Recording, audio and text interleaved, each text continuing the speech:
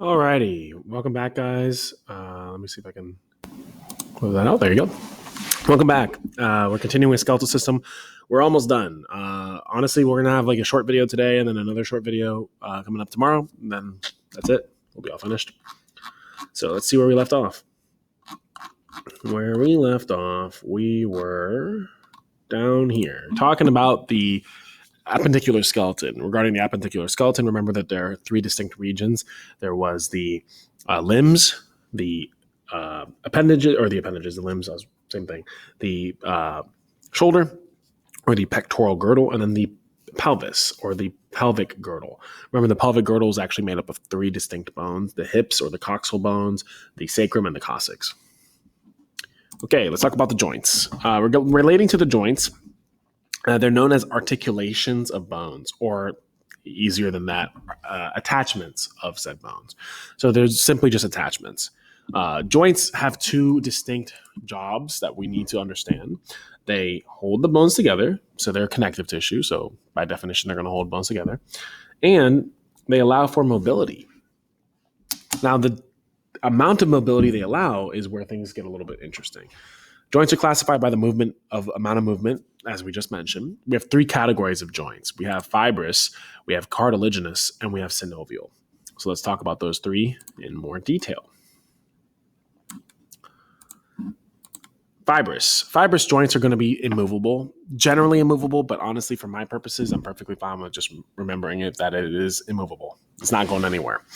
These are connective tissue that join bone to bone together. I think of fibrous joints like a glue. It's literally just gluing things together. What is the example of fibrous tissue or fibrous joints? Hey, we've actually seen that already in one of our videos. The example that we saw is all these little cracks that we see here that are connecting different parts of the cranium together. And what are those cracks or lines called?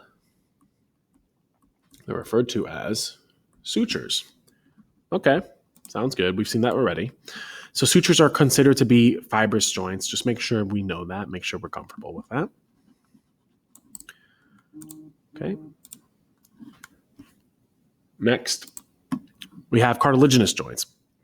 Cartilaginous joints, by definition, are going to be mostly cartilage, as the name implies. Immovable or slightly movable. Again, to make things easier for us, I'm just going to say they're slightly movable. So a little bit of mobility allowed for these joints.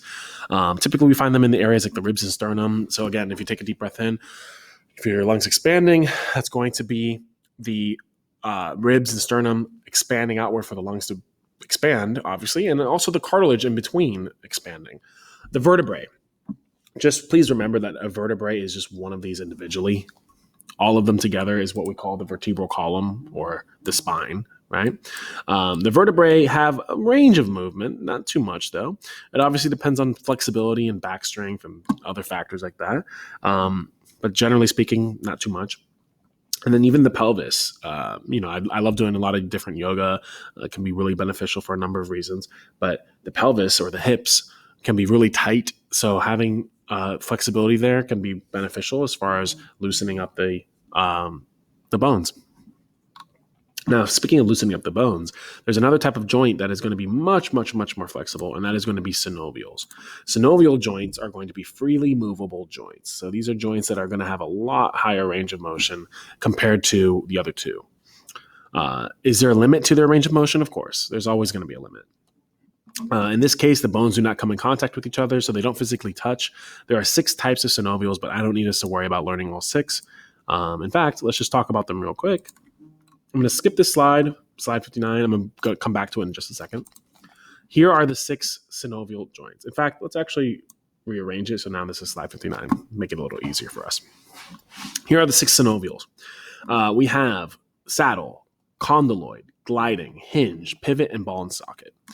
I don't need us to worry about that for like testing purposes. That said, we can just talk about it briefly. If you're someone who's interested in medicine and maybe wants to pursue a field in physical therapy, for instance, this could be information that's really helpful for you. The saddle joint is found in the thumb, at the base of the thumb. You can find it in other parts of the body too, but thumb most prevalent because your thumb, as you can tell, has a wide range of motion compared to the other fingers. Speaking of the other fingers, we have what's called condyloid. Condyloid, you also have in your thumb, but just to give the other fingers some love, condyloid allows your fingers to bend. Gliding is found in the wrist. it's going to allow your wrist to have a rather large range of motion. There's not a full 360 degrees, but it's pretty close. Hinge is going to be, and pivot is going to be in the elbow. Hinge is what allows your arm to open and close like a door. Pivot is what allows your arm to twist, right? Now, notice there's limits on how far you can twist, obviously. And then ball and socket. Ball and socket's arguably one of the most well-known joints found in the body. It's found in the shoulder. It's also found in the femur. But ball and socket allows for a wide range of motion, almost 360 degrees. Not fully 360, but pretty close. Now, relating to the vocabulary associated with joints, the only two things that I really need us to know is right here, ligaments versus tendons. We talked about this in our very first video. So we already got into this material. You should know this. Ligaments connect bone to bone. Tendons connect bone to muscle. Keep that in mind. The rest of this stuff, we'll just talk about it so we can verbally go over it. Synovial fluid is going to be a lubricant that is between the bones. It helps to reduce friction. Every time you hear a lubricant, it's just there to reduce friction. Bursae are these fluid-filled sacs that help to cushion the joints. You can find them typically in the knee.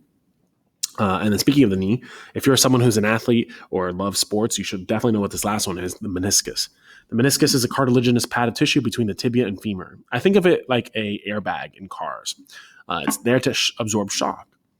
Now, the problem is sometimes it doesn't absorb shock the best, and you can run into issues such as a torn meniscus. I'm not going to expect you to know all the details of this for like testing purposes, but it's worth discussing. In regards to a torn meniscus, the meniscus or the menisci plural absorbs shock by compressing and spreading the weight evenly within the knee. The menisci are attached to the tibia and joint and ligaments, allowing the menisci to pivot freely, so they have a wide range of motion. It is one of the most common knee injuries. Unfortunately, the menisci grow older. Like as you get older, they become weaker with age, which is expected for your whole body, and tear as a result of minor injuries or movement. The most common injury occurs when the knee joint is bent and the knee is then twisted. What do we expect to see? Well, a damaged meniscus can cause it to become caught between the bones. And what are the symptoms? Knee becomes swollen, pain, obviously. If an injured player is down, like on a field or a court or wherever they're playing, and an athletic trainer comes over to check them out, you'll hear in the knee a popping or clicking sound. And that's typically indicative of a potential meniscus injury. And obviously difficulty moving. Almost always with a meniscus injury, the treatment is surgery. They have to actually cut off the part of the meniscus that's been torn via a meniscectomy. There is another common knee injury that we talk about. It's known as an ACL or a torn ACL because the ACL is just your ligament, right? Anterior cruciate. It's very common. A lot of people have known of it, especially if you watch football or you play football. ACL provides stability to the joint. It is a common injury in athletes in contact sports. Occurs when the knee is locked with the foot planted and the knee is twisted quickly. So again, this is another twisting injury. So knowing that it's another twisting injury means it could cause a meniscus torn as well. So sometimes ACL injuries also lead into meniscus being torn. The bones are more likely to rub up against each other, which can cause the ACL to be weaker anyway, and also damage the cartilage that covers the end of the bones and can trap and tear the menisci. Left untreated, it can lead to osteoarthritis. This is a condition we're going to talk about in our next video. Here we can see the ACL being torn. In this case, the femur is turning left, whereas the tibia and the fibula are turning to the right. That causes this tear to occur. Sometimes the tear is not full. It's called a partial tear. If that's happening, that's ideal. There are some cases where people get a partial tear early in the season and they can still play later on. A complete tear, there's no way you're playing. It's going to take too long for the body to recover from that. Not to mention you probably require some sort of surgery. Finally, we're just going to briefly start the disorders and diseases of the skeletal system. There's some more that we're going to talk about in our final video. Osteoporosis is the most common it's the most common bone disease. This disease affects a ton of different people, specifically women. 1 in 5 women in the United States have over 50 have osteoporosis, so it's very common. Men over the age of 70 are at a higher risk of osteoporosis as well. Why is it so prevalent in women? Because of menopause. We're going to learn more about this in reproductive system because it's obviously something more relative to reproductive. But the analogy I like to give is that if puberty is the beginning of the reproductive cycle for women, because, menstrual cycle, menses, releasing an egg every single month, menopause is the end of the reproductive cycle for women. When a woman has gone through menopause, she stops secreting an egg every month. It becomes physically impossible for a woman to get pregnant. So when that happens, estrogen levels significantly drop. And estrogen in women is one of the key hormones, just like testosterone in men.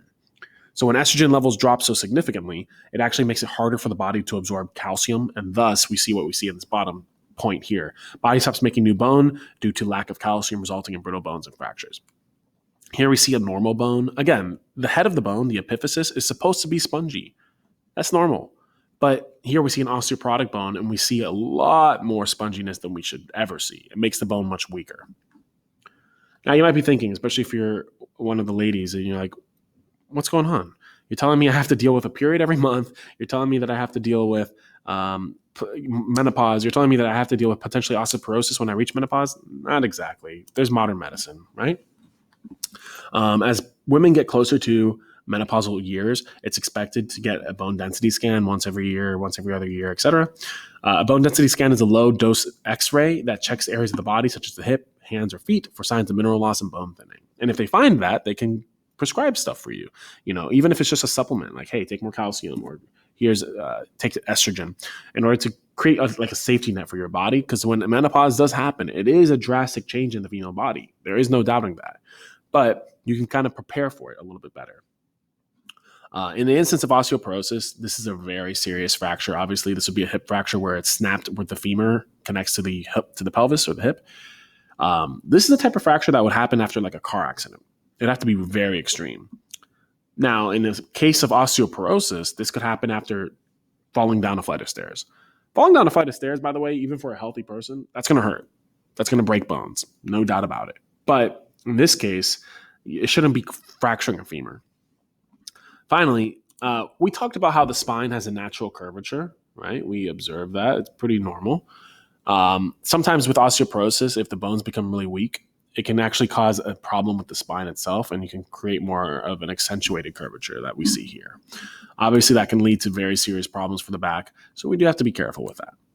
Okay, so that's where we're going to finish, guys. That's a good place for us to stop. Like I said, we're almost done.